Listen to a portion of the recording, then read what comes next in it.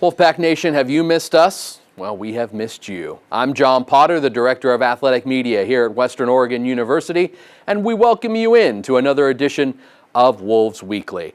On today's show, it's introduction time as we introduce you to the women's volleyball coach here at Western Oregon. Tommy Gott will join us.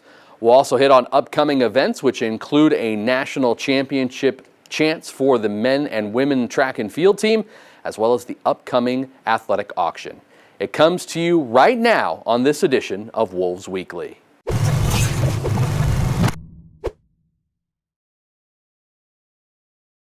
And as promised, for the very first time on Wolves Weekly, we're joined by the brand new volleyball coach here at Western Oregon, Tommy Gott. Tommy, welcome to Monmouth. Thanks, John. Appreciate it. It's great being here. All right, you've got 45 seconds to give us the full Tommy Gott bio from conception, no, just kidding, from your early career to coming here to Monmouth. Okay. Well, born and raised in Chico, California. After that, moved down, played volleyball in college in Huntington Beach for a few years, transferred back to Chico, got my undergrad at Chico State, and started working with the volleyball team there. And that's kind of where I started my coaching career. And moving forward was a good 7 seasons with the volleyball team there, and thought it was time to make the next step. Speaking of the next step, we had the Chico State Wildcats here this past year during the crossover tournament. Why now? Why make the jump from the assistant ranks to the Western Oregon head coach position?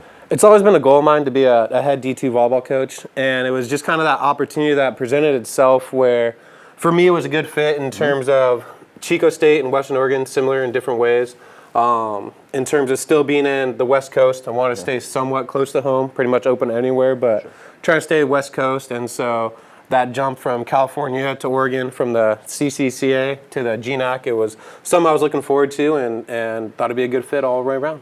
Being a part of the D2 West culture, you knew about teams up here in the Great Northwest, obviously playing in the CCAA where they've got yearly talent with UC San Diego. San Bernardino is always a good team down there, and of course the Pac West with Cal Baptist, Dixie, and a lot of the teams down there. But what was the major thing that enticed you up here? And then once you got up here, what was the kind of feeling going into that first meeting with your new team? What was that ambiance like? Well, it was cool being able to, like you mentioned, come up here in the preseason. Chico State and Western Oregon did play before, and so being able to see the campus and the culture firsthand, it really kind of at that point sold me on Western Oregon a little bit with it all. And so then when the job opened up and all that, of having the experience of being able to see the campus, the culture, watch the team play live throughout the years within the West region and stuff, had a good feeling of knowing what was here and what could be going forward. And so it kind of as the whole interview process went along, just that building up with it all, it created a lot of good feelings with it. And then kind of with the team of knowing that a young team, young coach, he mentioned this is my first head coaching gig. And so that energy that kind of flows with it all together, it's just been a fun experience and a fun vibe. We've gotten a lot of good practices out of it. And so kind of coming in, meeting with the team for the first time, being able to start changing that culture a little bit in terms of what we see with the program going long term. And not having a senior night last year with no seniors on last year's squad, you have a lot coming back. What are the major areas that you wanted to kind of get firsthand, first priority done when you walked into the gym for those first couple of practices?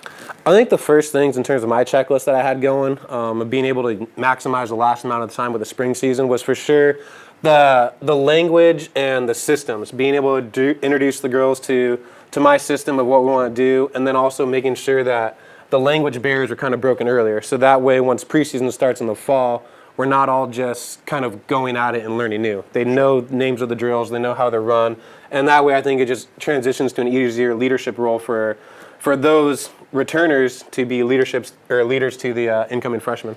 What is your style of volleyball coming in as head coach? I like to play a fast style, like a fast combo plays with the slide X on the backside, and really just want to be a defensive ball control oriented team. If we can win the serve and receive battle, I like our chances of what we can do with the style, and I think it can make a threat in the GNAC.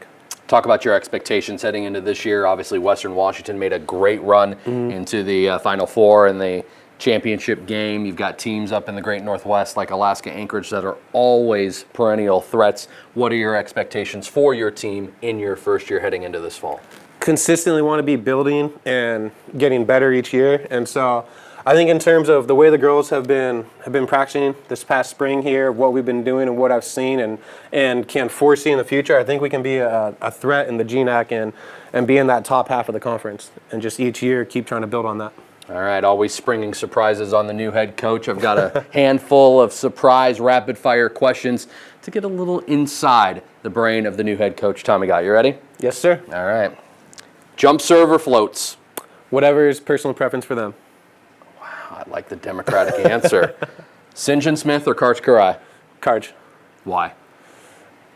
When he was playing, he did this scorpion thing where he would dive for a ball and kick up the foot and get it that way.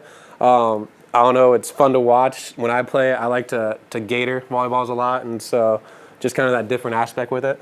As a former middle blocker, I think I know the answer to this next question. Stuff block or pancake? Stuff block. Oh, yeah. Yeah. Easy. Yeah. Easy answer there. 5'1" or 6'2"? Depends. 5'1" I like in terms of, I think there's a flow to the game, and setters can feel that flow, but at the same time, 6'2", I like if you have a plethora of hitters, use your hitters, so it depends on terms of what style and situation you have year by year. If you don't know 5'1" or 6'2", just Google it. It's volleyball stuff. Don't worry about it. And how do you personally pronounce the defensive specialist position? The DSs?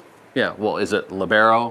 How do you personally? Oh, how do I say the libero position? Libero. Libero. And that's how I'll be officially from now on here in Monmouth. He is the new women's volleyball head coach, Tommy Gott. Thanks again for your time, sir. Thanks, John. Appreciate it. We'll be right back with everything you need to know in the world of Western Oregon sports right after this on Wolves Weekly.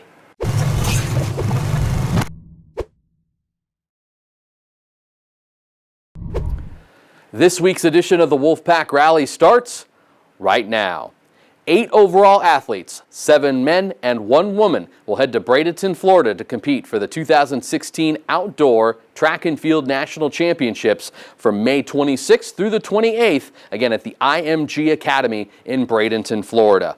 Qualifying for the men in the 800 are Josh Dempsey, Josh Hanna, and Badani Soltessa.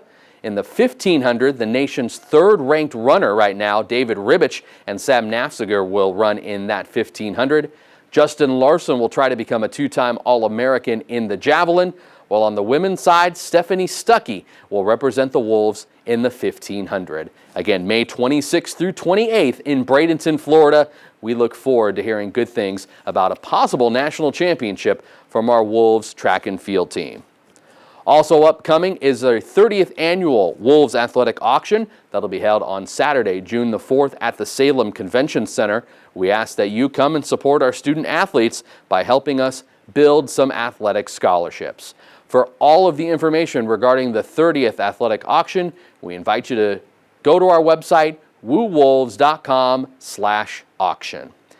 We'll have more about the auction next week as we'll have our baseball and softball roundups. We'll be joined by softball head coach Lonnie Sargent and baseball head coach Kellen Walker to talk about the Wolves on the diamond this season. Until then, my name is John Potter. Thank you for joining us on this edition of Wolves Weekly. And until next time, go Wolves.